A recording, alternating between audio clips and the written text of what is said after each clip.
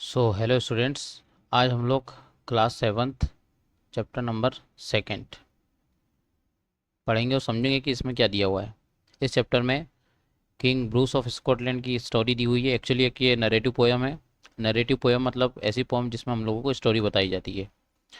His poet is Eliza Cook, जिन्होंने हमको king Bruce के बारे में बताया है कि कैसे उनको एक स्पाइडर से इंस्पिरेशन मिलता है अपना गोल अचीव करने के लिए।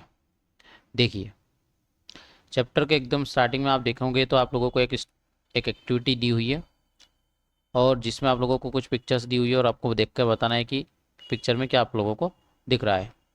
तो फर्स्ट पिक्चर में हम लोगों को अ स्वार्म ऑफ बीज दिख रहा है। दूसरे में spider is making his web. Third, some birds are flying. And in fourth, a bird is making his nest. And in fifth, some ants are crawling and here is a apple tree. First question यहाँ पर यह है, who inspire you to do your best. आपको अपना सबसे अच्छा करने के लिए क्या चीज़ इंस्पायर करती है, किस चीज़ से आपको मोटिवेशन आता है। सेकंड लिखा है, work in pairs and identify what you see in the pictures given below, that can we learn from them. और हम इनसे क्या सीखने को मिल रहा है इन पिक्चर्स को देखकर। Share your answer with your classmate and teacher. तो ये एक एक्टिविटी थी। इसके नीचे हम लोगों की पोम स्टार्ट होती है। अब हम लाइन बाय लाइन पोम पढ़ेंगे और इसका हिंदी मीनिंग समझने की कोशिश करेंगे कि इसमें क्या दिया हुआ है। देखिए, लिखा हुआ है first line, king Bruce of Scotland flung himself down in a lonely mood to think. Scotland के राजा ब्रूस निराशा में एक जगह बैठ गए और अकेले होकर गहरी सोच में डूब गए। Second line, it is true. अब यहाँ पे जो ये लिखा है TIS, इसका मतलब है it is. It is true he was monarch and wore a crown but his heart was beginning to sink. ये सच है कि वह एक राजा थे और मुकुट पहनते थे, लेकिन लगातार हार के कारण उनका दिल बैठने लगा, वो हिम्मत हारने लगे। ठीक है, स्कॉटलैंड के राजा ब्रूस है। ठीक है, वो निराशा में बैठ गए और ये सही था कि वो एक ताज पहनते थे, लेकिन वो बहुत लगातार हार के कारण क्या गए, हिम्मत हार गए। Second stanza, for he had been trying to do a great deed to make his people glad. He had tried and tried, but couldn't succeed, and so he became quite sad. For he had been trying to do a great deed to make his people glad. क्योंकि वे एक बहुत बड़ा और महान कार्य करने की कोशिश कर रहे थे ताकि अपनी प्रजा को खुश कर सके। उन्होंने कई बार बार प्रयास किया लेकिन सफल नहीं हो सके और इसलिए वे बहुत उदास हो गए थे। Next stanza, he flung himself down in a low despair, as grieved as man could be. वे गहरी निराशा में डूबकर बैठ गए, जितने दुखी एक इंसान हो सकता है उतने दुखी। And after a while he pondered there, I will give it all up, said he. और कुछ देर तक वहाँ सोचने विचारने के बाद उन्होंने कहा, अब मैं सब कुछ छोड़ दूंगा, हार मान लूंगा। और उसके बाद क्या होता है, Now just at that moment a spider dropped with its silken filmy clue. ठीक उसी पल एक मकड़ी ऊपर से नीचे गिरती है अपने रेशमी पतले धागे के सहारे। And the king in the midst of his thinking stopped to see what the spider would do. और राजा ने अपनी सोच के बीच में रुककर यह देखना शुरू किया कि वह मकड़ी क्या करेगी। अब लिखा हुआ है, It was a long way up to the ceiling dome, and it hung by a rope so fine. छत के गुंबद तक का रास्ता बहुत लंबा और ऊपर का था और वह एक बहुत ही बारीक धागे से लटकी हुई थी। That how it would get to its cobweb home, King Bruce could not divine. कि वह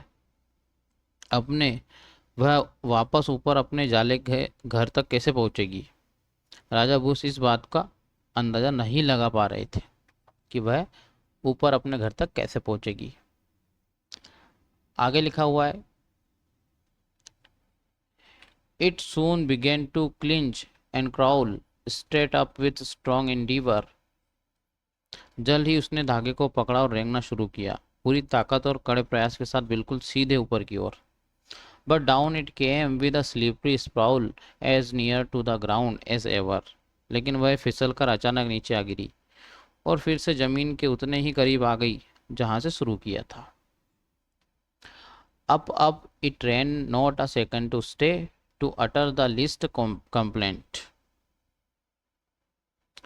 वह बिना एक सेकंड भी रुके फिर से ऊपर ऊपर भागने लगी, बिना कोई छोटी सी शिकायत किए। Till it fell still lower, and there it lay, a little dizzy and faint.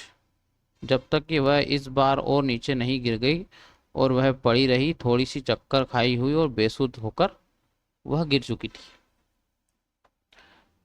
आगे लिखा हुआ है, its head grew steady, again it went and travelled as half yard higher.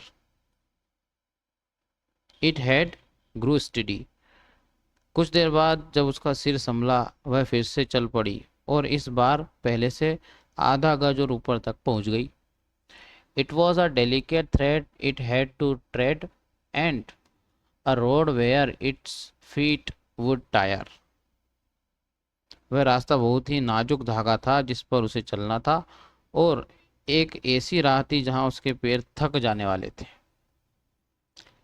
Next stanza में लिखा हुआ है, again it fail and swung below but again it quickly mounted. वह फिर से नीचे गिर गई और हवा में झूलने लगी, लेकिन उसने फिर से तेजी से ऊपर चढ़ना शुरू किया। Till up and down, now fast now slow, 9 brave attempts were counted. Till up and down, इस तरह ऊपर से नीचे करते हुए कभी तेज तो कभी धीरे उसने 9 बहादुर प्रयास किए। 9 बहादुर प्रयास उसने किए और ये गिना किसने? हमारे राजा ने किए। 9 बार ऊपर तक गई और फिर वहां से गिरी। Sure cried the king that foolish things will strive no more to climb. राजा चिल्लाए। राजा ने कहा, निश्चित रूप से यह मूर्ख जीव है, अब ऊपर चढ़ने की कोशिश नहीं करेगा। When it toils so hard to reach and cling and tumbles every time, जब यह पहुंचने और पकड़ बनाने की इतनी कड़ी मेहनत करता है, हर बार नीचे गिर जाता है। But up the insect went once more. Oh me, it is an anxious minute. लेकिन वह छोटा सा जीव एक बार फिर ऊपर की ओर बढ़ा। यह सचमुच बहुत ही चिंता और उत्सुकता का पल था। He is only a foot from his cobweb door. Oh say, will he lose or win it? अब वह अपने जाले के दरवाजे से केवल 1 फीट दूर था। बताओ क्या वह इस बार गिरेगा या जीतेगा, हारेगा या जीतेगा?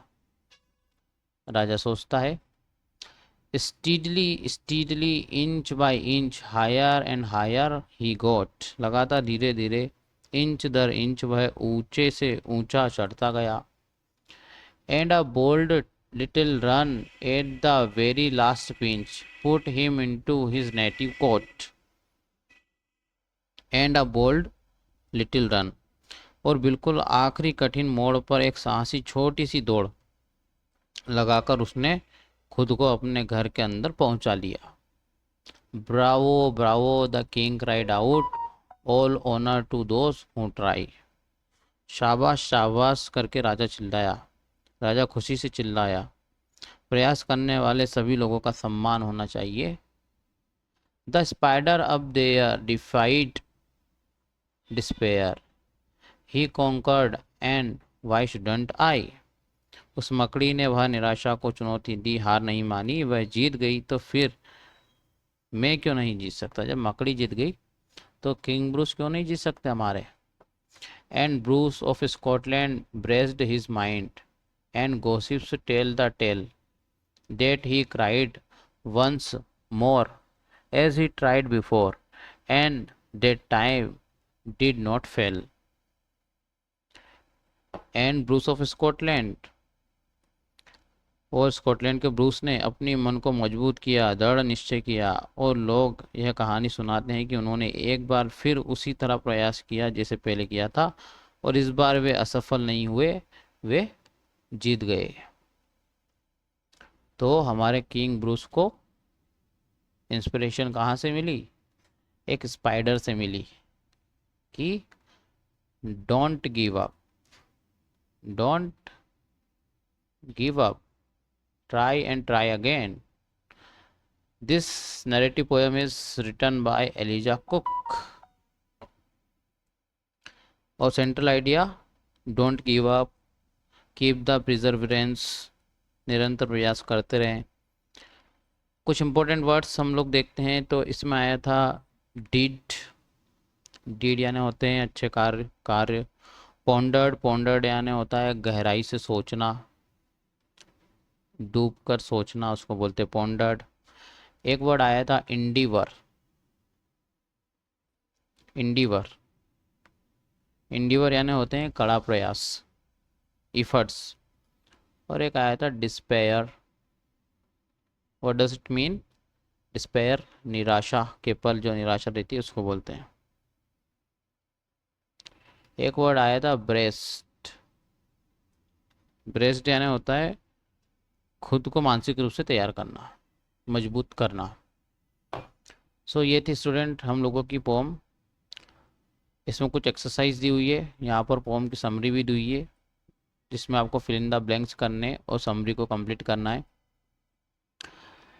चैप्टर की जो आंसर की वो आप लोगों को इसके डिस्क्रिप्शन में मिल जाएगी, तो वहाँ से आप लोग आंसर की डाउनलोड कर सकते हैं और आंसर से देख सकते हैं। So this is the pome try again, and I hope आप लोगों को समझ में आया होगा। किंग ब्रूस की inspiring story, a narrative poem by Elijah Cook. Thank you very much for watching this video. Have a good day.